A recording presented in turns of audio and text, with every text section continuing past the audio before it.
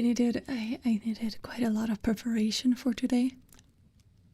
But now, here we are, truly. So, we're gonna be reading together.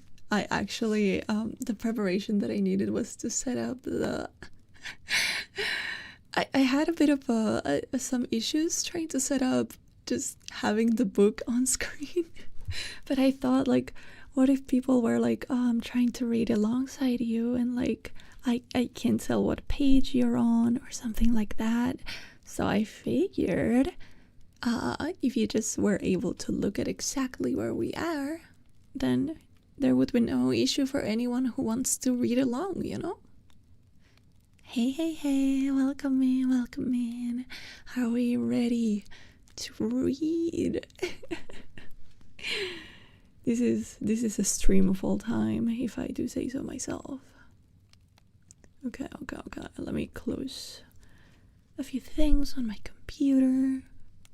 I like to have my computer really clean of stuff right before stream, you know? No, don't save my changes. Fuck my changes. Hi. Welcome in. So, the book we're reading today, it's called No Longer Human, and it is quite a piece of literature. I really like this book. I really like it. It's about... If I had to describe it, I would say it's about a man who was going insane and no one really did anything about it. That's sort of how I would describe it personally. But yeah, we're at a cute little fireplace. You're covering up the fireplace, Lifeline. Are you even allowed to do that? Yeah, there you go. You can see the fireplace now. Isn't it cute? You can see the fireplace. So, you're so cute. Sorry.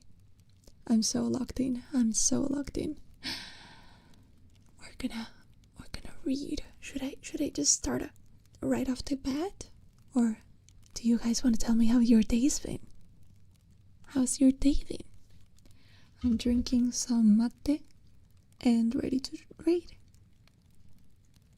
It's gonna be awesome. Truly. So cute. So cute.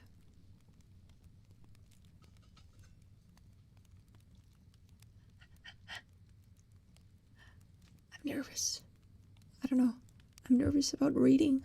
What if I'm really bad at this? What if I stumble with my words too much? Okay. Are we ready for page 1? Let me play with filters a bit here.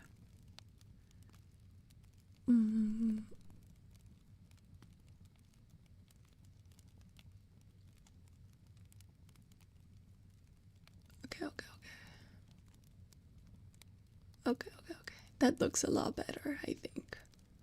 That looks a lot better. Okay. I shall read. I got this, surely. Mine has been a life of much shame.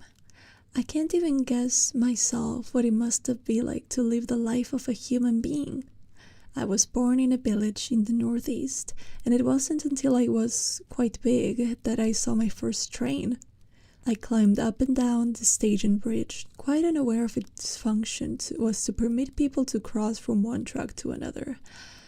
I was convinced that the bridge had been provided to lend an exotic touch and to make the station premises a place of pleasant diversity, like some foreign playground. I remained under this illusion for quite a long time, and it was for me a very refined amusement indeed to climb up and down the bridge. I thought I was the most elegant of devices provided by the railways. When later I discovered that the bridge was nothing more than a utilitarian device, I lost all interest in it. Hello. Again, when I was a child, I saw photographs of subway trains in picture books. It never occurred to me that they had been invented out of practical necessity. I could only suppose that riding underground instead of surface must be a novel and delightful pastime. I have been sickly ever since I was a child and have frequently been confined to bed. How often, as I lay there, I used to think what uninspired decoration sheets and pillowcases make. It wasn't until I was about 20 that I realized that they actually served a practical purpose, and this revelation of human dullness stirred dark depression in me. Again, I have never known what it means to be hungry. I don't mean by that statement that I was raised in a well-to-do family. I have no such banal intent. I mean that I have not the remotest idea of the nature of the sensation of hunger. It sounds peculiar to say it, but I have never been aware that my stomach was empty. When as a boy I returned home from school, people would make a great fuss over me. You must be hungry. Remember what it's like, how horribly hungry you feel by the time you get home from school. How about some jelly beans? Hi, welcome in. How about some jelly beans? There's cake and biscuits too. Seeking to please, I invariably did. I would mumble that I was hungry and stuff a dozen jelly beans in my mouth, but what they meant by feeling hungry completely escaped me. Of course, I do eat a great deal all the same, but I have almost no recollection of ever having done so out of hunger. Unusual or extravagant things tempt me, and when I go to the house of somebody else, I eat almost everything put before me, even if it takes some effort. As a child, the most painful part of the day was unquestionably mealtime, especially in my own home. At my house, in the country, the whole family, we were about 10 in number, ate together, lined up in 2 facing rows of table. Being the youngest child, I naturally sat at the end. The dining room was dark, and the sight of the 10 or more members of the household eating their lunch, welcome in, or whatever the meal was, in gloomy silence, was enough to send chills through me. Besides, this was an old-fashioned country household where food was more or less prescribed, and it was useless even to hope for unusual or extravagant dishes. I dreaded mealtime more each day. I would sit there at the end of the table in the dimly lit room, and, trembling all over as with the cold, I would lift a few morsels of food to my mouth and push them in. Why must human beings eat 3 meals every single day? What extraordinarily solemn faces they all make as they eat. It seems to be some kind of ritual. 3 times every day, at the regulated hour, the family gathers in this gloomy room. The places are all laid out in proper order, and, regardless of whether they're hungry or not, we munch our food in silence with lowered eyes. Who knows? It may be an act of prayer to propitiate whatever spirits may be lurking around the house. At times, I went so far as to think in such terms. Eat or die, the saying goes, but to my ears, it sounded like just one more unpleasant threat. Nevertheless, this superstition, I could only think of it as such, always aroused doubt and fear in me. Nothing was so hard for me to understand, so baffling, and at the same time so filled with menacing overtones as the commonplace remark, "Human beings work to earn their bread, for if they don't eat, they die." Man, I think it's really interesting, this book. I mean, I can... Miki! Hi, Miki! Hi, Miki. Welcome in.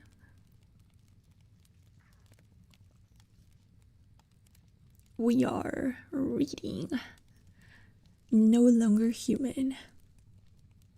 This book really just reminds me of, I guess, my own childhood. We also ate in silence. I also tended to assume that things were just like made for other things, and then like I would get explained like, oh no, this is made for this reason, and I would like lose interest in it because of that, you know? We're reading and we're talking. So I remember I used to think that whenever my parents would drop me at an extracurricular activity, I would think, man, my parents must really hate me. My parents must not want me around at all, but this must be cheaper than getting a babysitter, so they must be just dropping me at random activities just to not have me around, you know? That's what I assumed.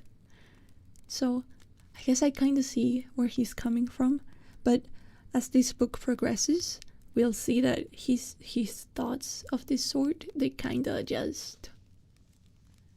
It's just feelings of inhumanity, delusions, I believe. In other words, let's continue reading. In other words, you might say that I have no understanding of what makes human beings tick. My apprehension on discovering that my concept of happiness seemed to be completely at variance with that of everyone else was so great as to make me toss sleeplessly and groan night after night in my bed. It drove me indeed to the brink of lunacy. I wonder if I have ever been happy. People have told me really more times than I remember, ever. Since I was a little boy, how lucky I was. But I've always felt as if I was suffering in hell.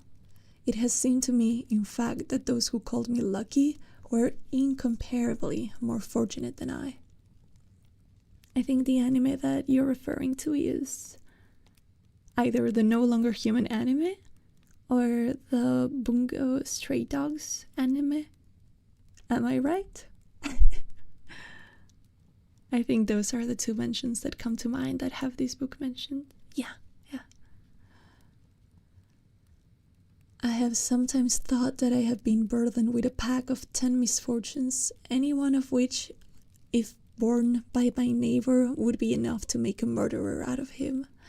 I simply don't understand. I have not the remotest clue what the nature of extent of my neighbor's woes can be. Practically troubles, griefs that can be assuaged, if only there is enough to eat. This may be the most intense of all burning hells, horrible enough to blast to smithereens my 10 misfortunes, but that is precisely what I don't understand. If my neighbors manage to survive without killing themselves, without going mad, maintaining an interest in political parties, not yielding to despair, resolutely pursuing the fight for existence, can their griefs really be genuine? Am I wrong in thinking that these people have become such complete egoists and are so convinced of the normality of their own way of life that they have never once doubted themselves? If that's the case, their sufferings would be easy to bear. They are the common lot of human beings and perhaps the best one can hope for. I don't know. If you've slept soundly at night, the morning is exhilarating, I suppose. What kind of dreams do they have? What do they think about when they walk along the street? Money? Hardly. It couldn't only be that. I seem to have heard the theory advanced that human beings live in order to eat, but I've never heard anyone say that they lived in order to make money. No, and yet, in some instances... No, I don't even know that. The more I think of it, the less I understand.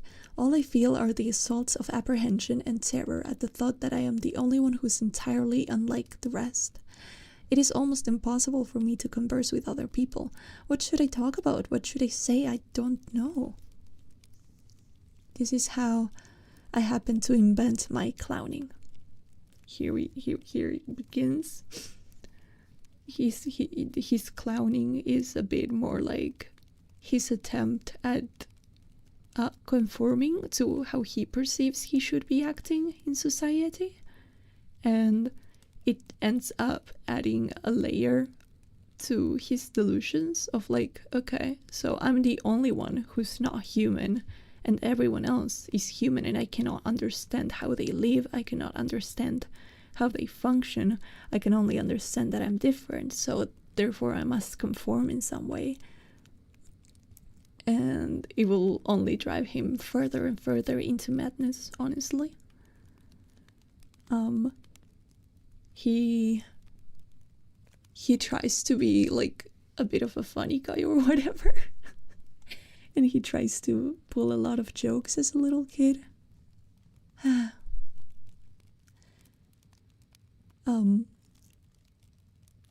So, man, delusions of humanity are no joke.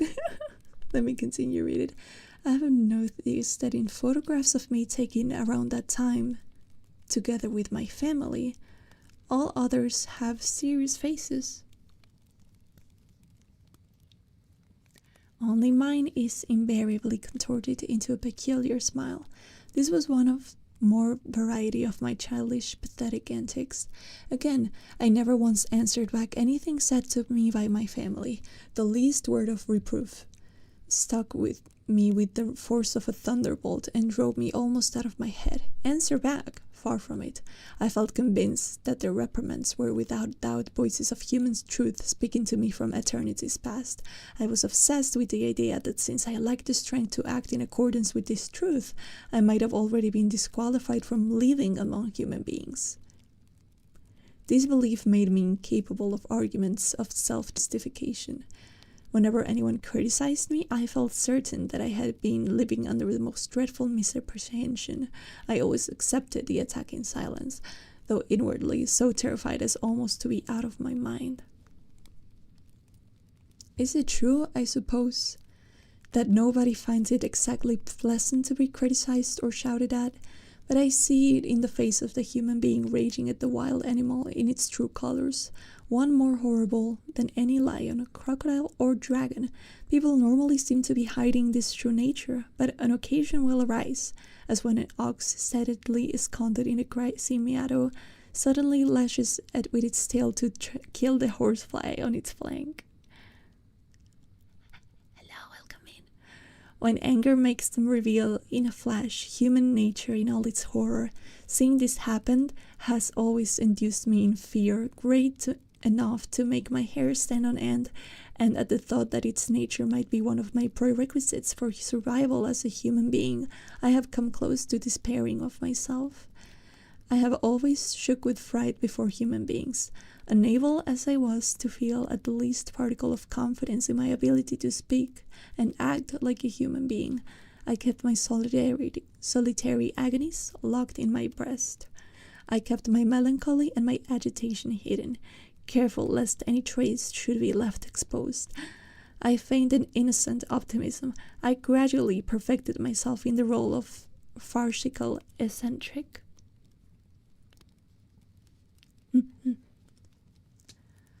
I thought, as long as I can make them laugh, it doesn't matter how, I'll be all right. If I succeed in that, the human beings probably won't mind too much if I remain outside their lives. The one thing I must avoid is becoming offensive in their eyes.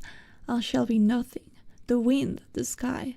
My activities as a jester, a role born of desperation, were extended even to the servants, whom I feared even more than my family because I found them incomprehensible. In the summer, I made everybody laugh by sauntering through the house wearing a red woolen sweater under my cotton kimono. Even my elder brother, who was rarely given to mirth, bursted out laughing and commented in intolerably affectionate tones, "That doesn't look good on you, Joso." But for all my foolies, I was not so insensitive to heat and cold as to walk around in a woolen sweater at the height of summer.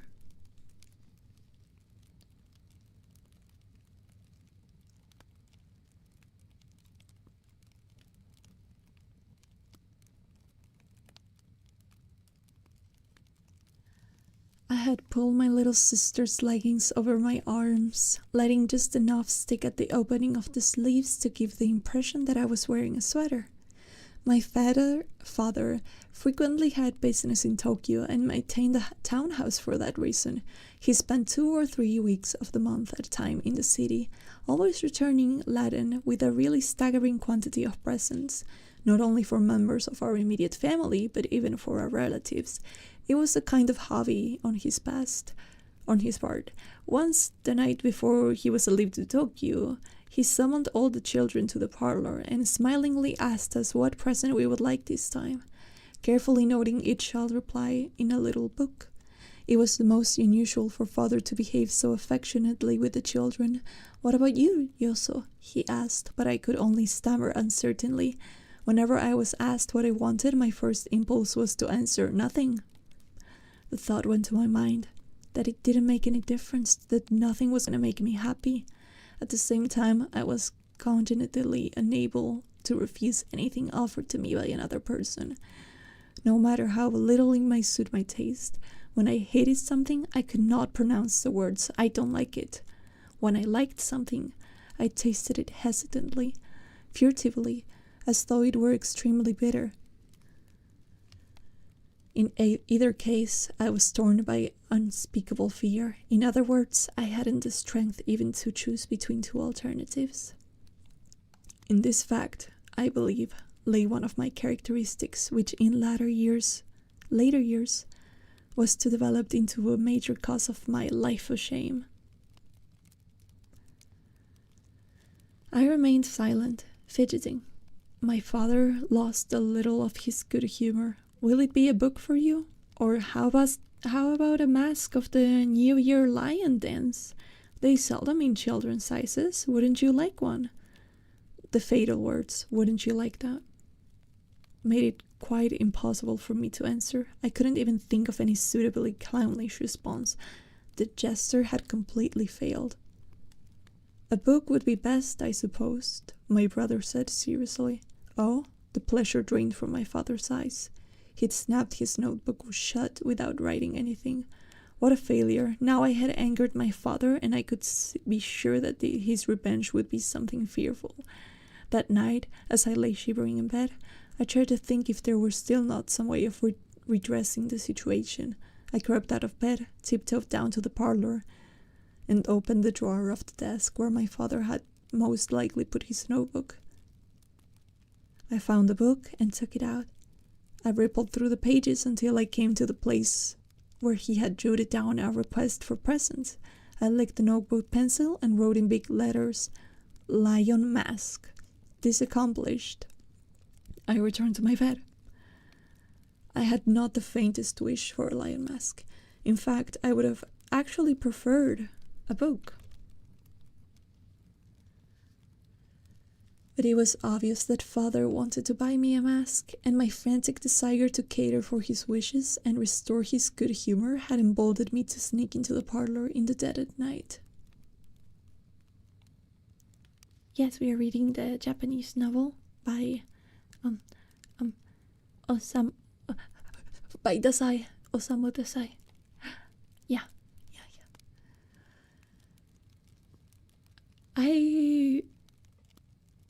I really I just see myself as a little kid when I read this book, honestly, because it's like all the same thoughts, you know? Just like different flavors of the same thoughts. I too used to think everyone else was human but me. I thought that I had to keep everyone entertained for me to remain among humans. So I had to be funny, I had to be obedient, I had to be something worth for humans to keep around. That was also my thought process. So I always tried to be as most like that as possible, and it would also make me feel like, oh, if I have a failure in that regard, there's gonna be some sort of retribution for it, you know? So I really just, I don't know, it's kind of insane to see someone else like write down the same thoughts, you know? You might not be human before this life, Siena. I sometimes still think, like, what if I was right? What if my younger self was right? Hi, welcome in, Matias and Anime Fantico. Welcome in. But yeah, it's an interesting thought to have, I think. It's just not a healthy one, and it can really, really, really, really drive you to insanity. So never try to think of yourself as perhaps I'm not human. I actually had one other friend who had delusions of inhumanity, and I think that we fed each other in a way with this regard. She used to think that she was dead. I think it's called, what is it called? Cotard syndrome. She was diagnosed with Cotard syndrome. And yeah, it made her really reckless because of her thoughts of like, oh, my body isn't even alive. I'm a corpse just walking around, you know? Why am I live in 3D world that looks like this? I mean, yeah, it's interesting to question existence, but there's like a line that you need to draw for yourself where you don't get too into it and try to justify everything around yourself, because that's when you start to lose it, I feel. Let's keep reading. It was obvious that father wanted to buy a mask, and my frantic desire to cater to his wishes and restore his good humor had emboldened me to sneak into the parlor in the dead of night. This desperate expedient was rewarded by the great success I had hoped for. When some days later my father returned from Tokyo, I overheard him say to mother in his loud voice, I was in the children's room at the time, "What do you think I found when I opened my notebook in the toy shop?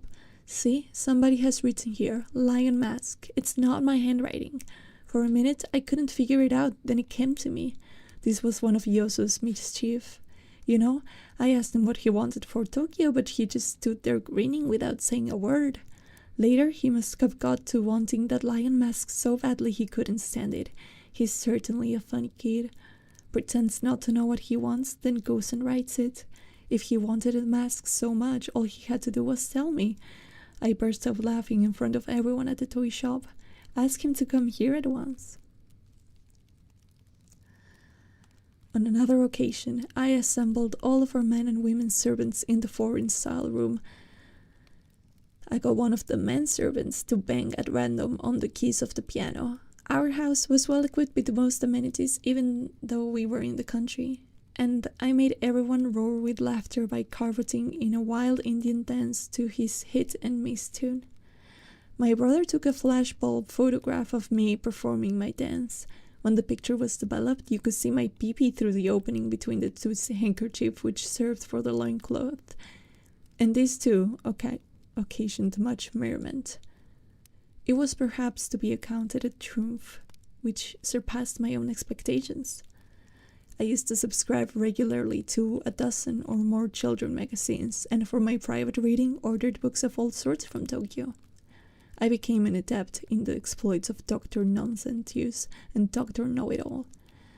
It was intimately acquainted with all manner of spooky stories, tales of adventure, collections of jokes, songs, and the like. I was never short of material for the absurd stories I solemnly related to make the members of my family laugh. But what about my schooling? I was well on the way to winning respect, but the idea of being respected used to intimidate me excessively. My definition of a respected man was one who had succeeded almost completely in hoodwinking people, but who has finally seen through some omnipotent person who ruined him and made him suffer shame worse than death. Even supposing I could deceive most human beings into respecting me, one of them would know the truth sooner or later. Other humans would learn from him. What would be the wrath of vengeance of those who realized they had been tricked? That was a hair-raising thought. I acquired my reputation at school, less because I was the son of a rich family than because, in the vulgar parlors, I had brains. Being a sickly child, I often missed school for a month or two, or even a whole school year at a stretch. Nevertheless, when I returned to school, still convalescent and in a rickshaw, and took the examinations at the end of the year, I was always first in my class thanks to my brains. I never studied even when I was well. During recitation time at school, I would draw cartoons, and in the recess periods, I made the other children in class laugh with explanations to my drawings. In the composition class, I wrote nothing but funny stories. My teacher admonished me, but that didn't make me stop, for I knew that he secretly enjoyed my stories. One day, I submitted a story written in a particularly doleful style, recounting how when I was taken by my mother on the train to Tokyo, I had made water in a spittoon in the corridor. But at the time, I had not been ignorant that it was a spittoon. I deliberately made my blunder pretending a childish innocent.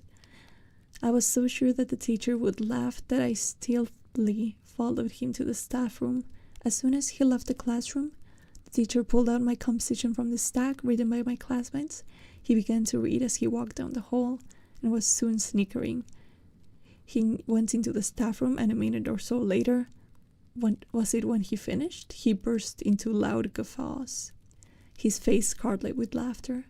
I watched him press my paper on to the other teachers. I felt very pleased with myself. A mischievous little imp. Let me have something to drink.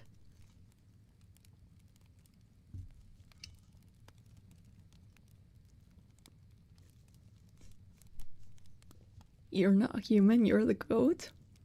Thank you. Thank you.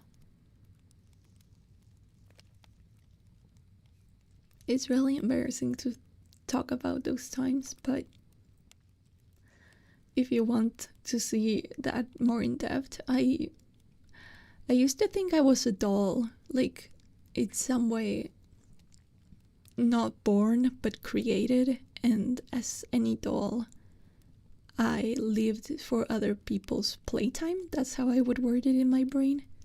And through their playtime with me, they could define who I am, because a doll doesn't have a personality until you give it to them, right? So in my head, I was nothing until someone made me into something. And so whenever I met anyone new, I had to read, how do they want to play with me? Are they going to play dress up this way and imagine me as this sort of person? Or are they going to play dress up this other way and imagine me as this sort of person? And whichever way I thought they viewed me, I would try to play along. That was sort of how it went for me.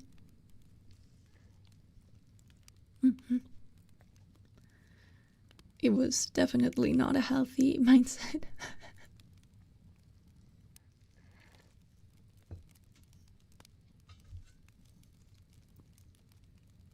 And you know, I don't know, it sort of made sense in my context, and so I would justify everything based on that. That's not normal. Well, who would have thought maybe the girl with psychosis has psychotic thoughts? Yeah.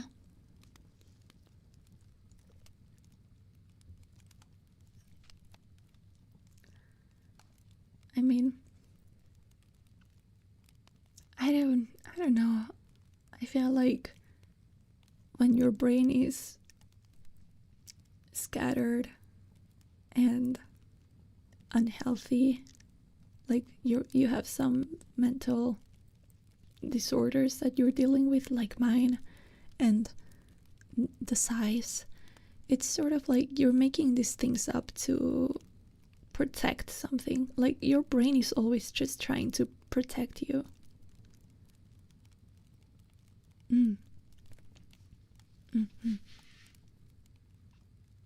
Yeah. I guess it's not, it like goes through the line of people pleasing when I think if someone wants to kill, then I have to play that character because I'm a doll and that's what I need to do. Blah blah blah blah blah blah. blah blah blah blah blah. I need to do whatever is expected of me. I'm a doll.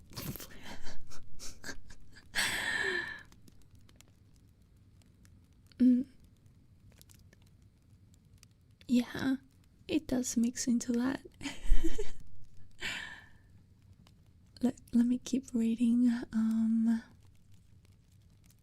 A mischievous little imp. That's where I left off. I had succeeded in appearing mischievous. I had succeeded in escaping from being respected. My report card was all A's except for deportment, where it was better than a C or a D. This too was a source of great amusement to my family. My true nature, however, was one diametrically opposed to the role of a mischievous imp. Already by that time I had been taught a lamentable thing by the maids and men servants. I was being corrupted. I now think that to perpetrate such a thing on a small child is the ugliest, vilest, cruelest crime a human being can commit, but I endured it. I even felt as if it enabled me to see one more particular aspect of human beings. I smiled in my weakness. If I had formed the habit of telling the truth, it might perhaps have been able to confide unabashedly to my father or mother about the crime. But I could not fully understand even my own parents. To appeal for help to any human being, I could not expect nothing from the experiment. Supposing I complained to my father or my mother or the police or the government, I wonder if in the end I would not be argued into silence by someone in good graces with the world, by the excuses of which the world approved. If it's too obvious that favoritism inevitably exists, it would have been useless to complain to human beings. So I said nothing of the truth. I felt I had no choice but to endure whatever came my way and go on playing the clown. Some people would deride me. What do you mean by not having faith in human beings? Did you become a Christian anyway? I fail to see, however, that a distrust for human beings should necessarily lead directly into religion. It is not true, rather, that human beings, including those who may be deriding me, are living in mutual distrust, giving not a thought to God or anything else. There was something that happened when I was a small boy. A celebrated figure of the political party which my father belonged had come to deliver a speech in our town, and I had taken by the servants to the theater to hear him. The house was packed. Everybody in town who was especially friendly to my father was present and enthusiastically applauding. When the speech was over, the audience filtered out in threes and fives into the night. As they set out for home on the snow-covered roads, they were scathingly commenting on the meeting. I could distinguish among the voices of those of my father's closest friends, complaining in tones almost of anger about how inept my father's opening remarks had been, and how difficult it was to make head or tail of what the great man's address. Then these men stopped by my house, went into our parlor, and told my father with expressions of genuine delight on their faces what a great success the meeting had been. Even the servants, when asked by my mother about the meeting, answered as if they were a spontaneous thought that it had been really interesting. These were the self-same servants who had been bitterly complaining on the way home that political meetings are the most boring thing in the world.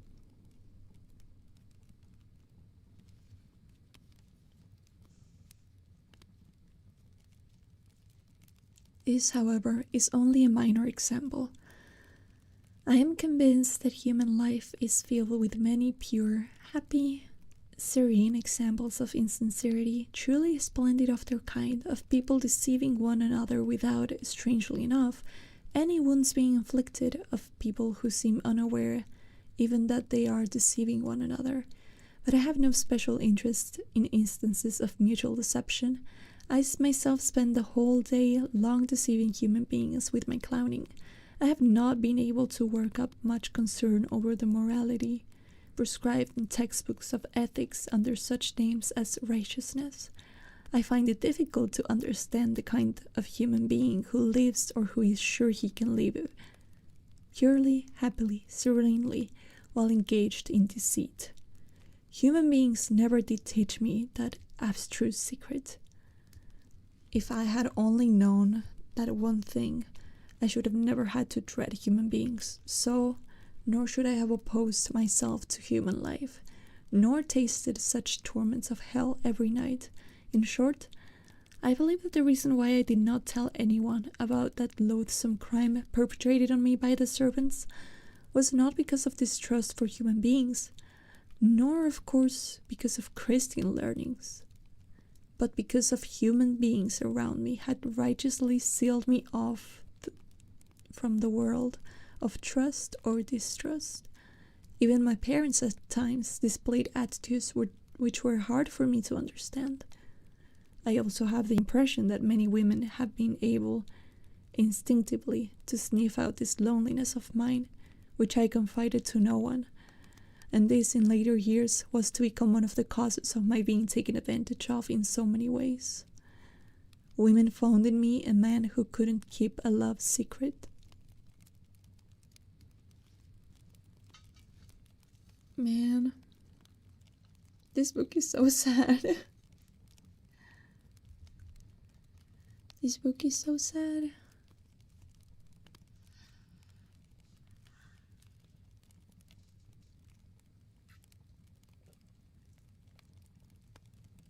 We got through the first notebook. I'm drinking. Give me a second.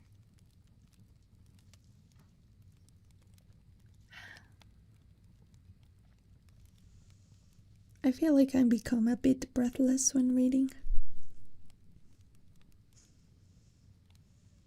That's reality, yeah. He does write about really raw thoughts. But it's just so unfortunate to know that this is real writings, you know? I guess it's good in a way, since so many people go through similar things and then it just doesn't get talked about. But I see it talked about when it comes to Osamu Dazai.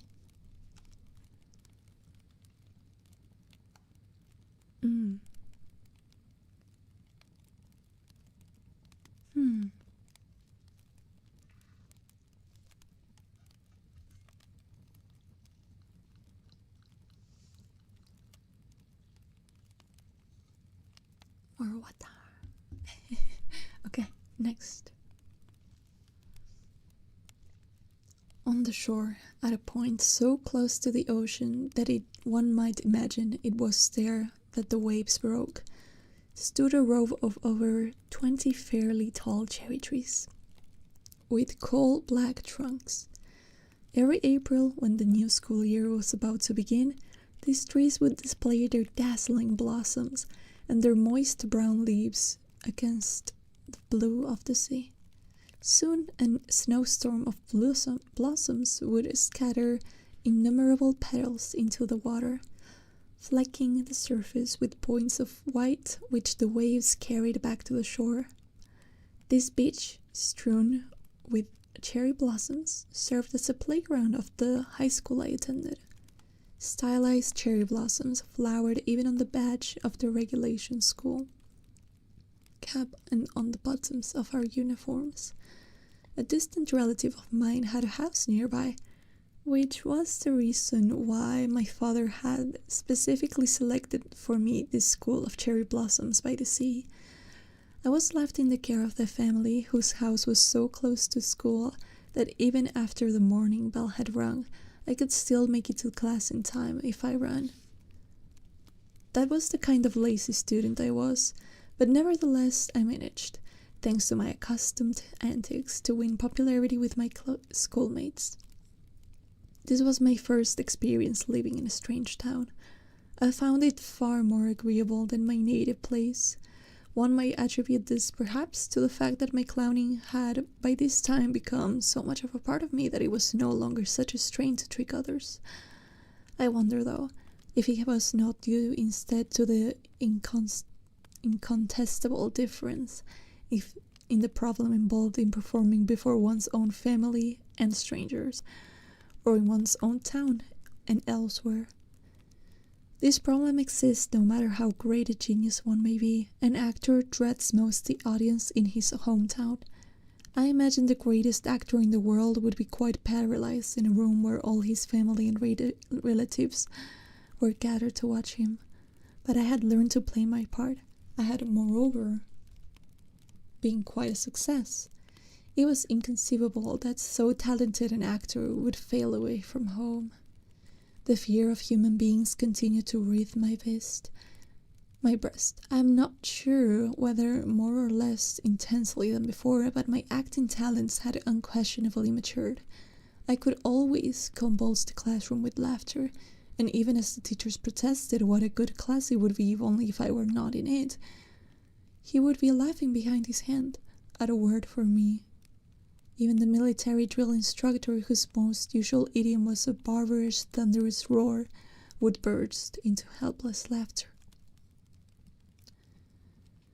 Just when I had begun to relax my guard a bit, fairly confident that I had succeeded by now in concealing completely my true identity, I was stabbed in the back, quite unexpectedly. The assailant, like most people who stab in the back, bordered on being a simpleton. The punniest boy in the class, whose scrofulous face and floppy jacket with sleeves too long for him was complemented by a total lack of proficiency in his studies, and by such clumsiness in the military drill and physical training that he was perpetually designated as an onlooker.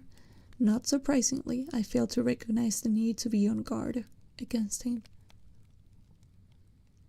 That day, Takechi, that was the boy's name, I recall, was, as usual, onlooking during the physical training period while the rest of us drilled in the horizontal bar.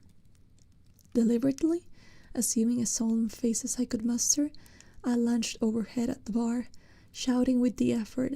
I missed the bar and sailed on as if I were making a broad jump, landing with a thud in the sand on the seat of my pants. This failure was entirely premeditated, but everybody burst out laughing, exactly as I had planned. I got to my feet with a rueful smile and was brushing the sand off my pants when Takechi, who had crept up from somewhere behind, poked me in the back. He murmured, "You did it on purpose." I trembled all over. I might have guessed that someone would detect that I have deliberately missed the bar, but Takechi should have been the one who came as a bolt from the blue. I felt as if I had seen the world before me burst into an instant into raging flames of hell. It was all I could do to suppress the wild shriek of terror. The ensuing days were imprinted with my anxiety and dread. I continued on the surface, making everybody laugh with my miserable clowning, but now and then, painful sighs escaped my lips. Whatever I did, Takechi would see through it, and I was sure he would soon start spreading the word to everyone he saw. At this point, my forehead broke out in sweat.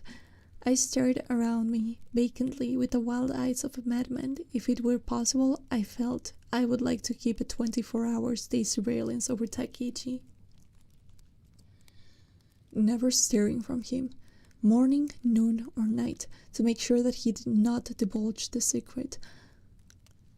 I brooded over what I should do. I would devote the hours spent with him to persuading him that my antics were not on purpose, but the genuine article